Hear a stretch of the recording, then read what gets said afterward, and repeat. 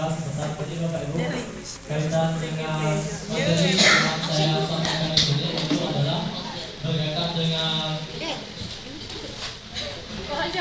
pembelajaran diferensiasi dan juga pembelajaran sosial emosional. Nah, jadi Bapak Ibu, di sini saya akan menyampaikan beberapa materi kaitannya dengan pembelajaran diferensiasi.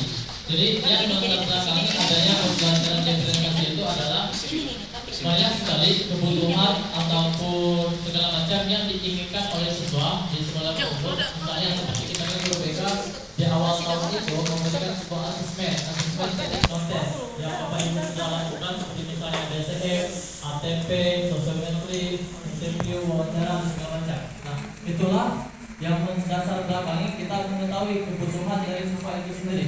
Karena kita mengetahui bahwa siswa tersebut seperti misalnya Kajian Dewantara sampaikan bahwa siswa tersebut ada kodrat alam dan juga kodrat zaman. Kodrat alam itu kaitannya dengan bakat, minat, profil siswa dan segala macam. Dan kodrat zaman itu kaitannya dengan lingkungannya, sosialnya, budaya dan segala macam. Dan makanya dengan kita mengetahui kebutuhan siswa tersebut, makanya kita bisa untuk melakukan pembelajaran diferensiasi. Nah, di sini yang pembelajaran diferensiasi ini Bapak Ibu salah satu bentuk untuk menjawab kebutuhan dari siswa itu sendiri. Contoh misalnya di bimbingan klasikal. Bimbingan klasikal itu kita mengetahui bahwa macam-macam kecerdasan manusia berbeda-beda. Ada yang kecerdasan matematika, kecerdasan verbal, kecerdasan kinestetik, segala macam. Begitu juga dengan gaya belajar siswa.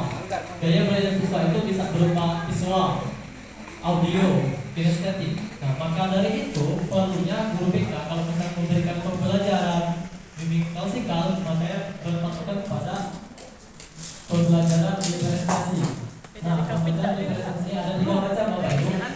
Pembelajaran diferensiasi produk, konten, dan proses. Nah, makanya nanti saya berikan RPL kepada Bapak Ibu salah satu referensi untuk bagaimana pembelajaran diferensiasi itu dilakukan. Saya hanya memberikan kekuatan saja kepada Bapak Ibu karena saya meyakini bahwa Bapak Ibu sudah bisa dan sudah terbiasa juga untuk melakukan pembelajaran diferensiasi. Nah, dan juga contoh yang saya sudah lakukan juga di Atmajaya juga pernah di Jakarta juga di kampus ataupun di sekolah Tarsius saya ngambil profesi di sana juga, dan juga di sini sudah saya lakukan beberapa kali pembelajaran diferensiasi. Nanti videonya saya share juga kepada Bapak Ibu. Jadi intinya itu Bapak Ibu yang melatar belakangi perlunya kita selaku guru BK memberikan pembelajaran diferensiasi. Ini yang saya sampaikan dari Bapak Ibu. Di sini ada beberapa belajar siswa yang memang harus kita ketahui dari mulai kebiasaan belajar siswa, minat belajar dan profil belajar siswa. Makanya saya pernah memberikan tes kepada siswa tersebut berupa angket yang bisa mengetahui bagaimana minat dari siswa itu sendiri kaitannya dengan pekerjaan. Bapak Ibu sudah tidak asing lagi mengenal misalnya yang domain sekolah biasa itu, yang RI sampai S itu. Nah, makanya dari itu kita bisa ketahui bahwa minat siswa tersebut kepada siswa tersebut yang sesuai dengan bakat ataupun kepribadian siswa tersebut kaitannya dengan karir.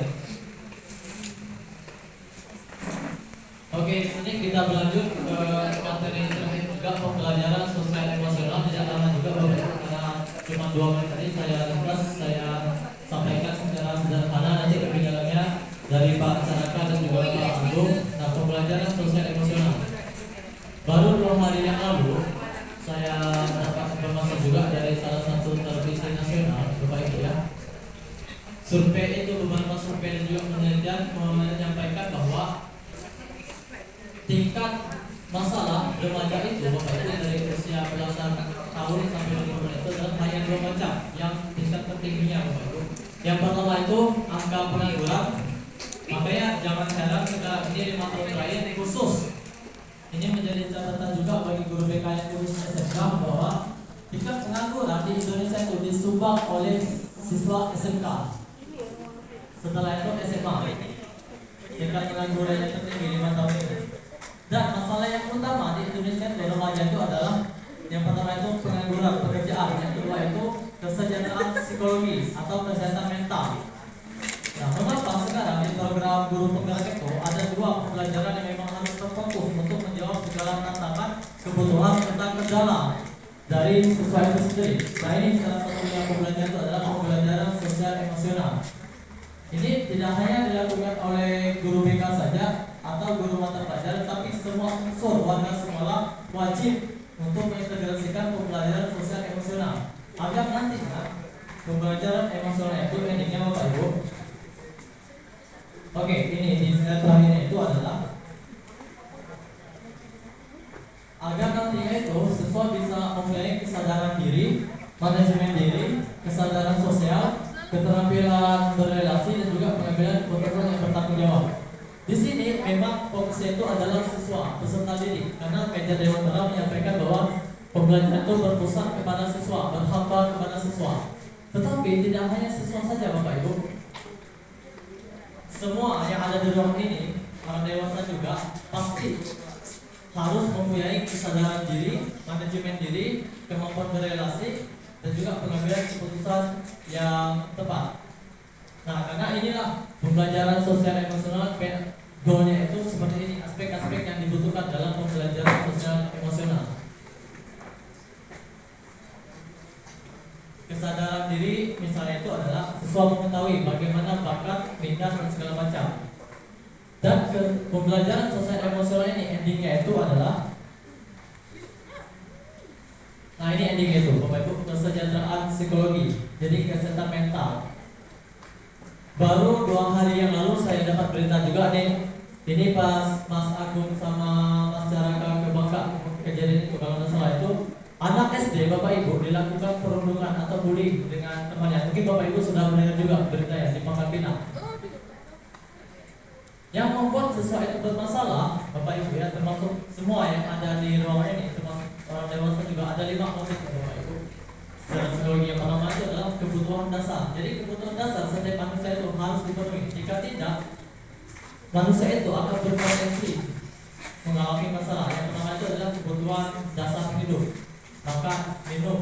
Makanya kalau ada siswa yang tidak masuk sekolah misalnya, orang tuanya kemampuan ekonominya lemah, ditanya dari guru BK, kenapa Anda tidak sekolah? Saya membantu orang tua saya untuk bekerja, karena orang tua saya penghasilan itu tidak mencukupi. Otomatis kebutuhan bertahan hidupnya bermasalah. Itu yang pertama. Yang kedua adalah kebutuhan kasih sayang. Mohon maaf Bapak Ibu, kalau misalnya ada siswa yang bermasalah, ditanya dari guru BK, salah satu itu adalah orang tuanya itu bersikap segala macam, keluarganya tidak harmonis, berarti kebutuhan kasih sayang yang harus dipenuhi oleh siswa itu sendiri. Terus yang ketiga, kebutuhan akan kesenangan, kebebasan. Terus yang terakhir adalah kebutuhan kekuasaan. Nah itu motif 5 dasar kebutuhan dasar manusia. Kalau itu tidak terpenuhi, maka berpotensi untuk bermasalah siswa tersebut. Tidak hanya siswa, tapi orang dewasa seperti itu juga.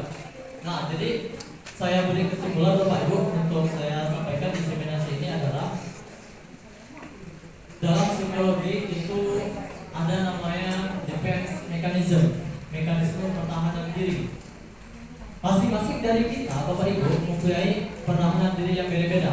Pertahanan diri itu seperti misalnya bunglon. Bunglon itu di saat dia terancam, di saat dia ada kondisi yang membuat dia itu terancam, dia akan mempertahankan dirinya itu dengan berubah warnanya sesuai dengan tempatnya. Cicak memutuskan ekor. Manusia begitu juga. Di saat dia stres, berujung kepada depresi dan segala macam, muncullah Sigmund Freud itu mengatakan konsep defense mechanism, pertahanan diri. Yang positif itu adalah sublimasi. Sublimasi itu Bapak Ibu kalau misalnya kita stres, kita ada masalah, kita alihkan ke hal positif, itu sublimasi. Itu bagus Bapak Ibu. Tetapi remaja sekarang tidak seperti itu. Remaja sekarang lebih pada displacement, itu artinya mengalihkan kesalahan dia pada kesalahan orang lain. Makanya ada perundungan, ada bullying yang terjadi di sekolah.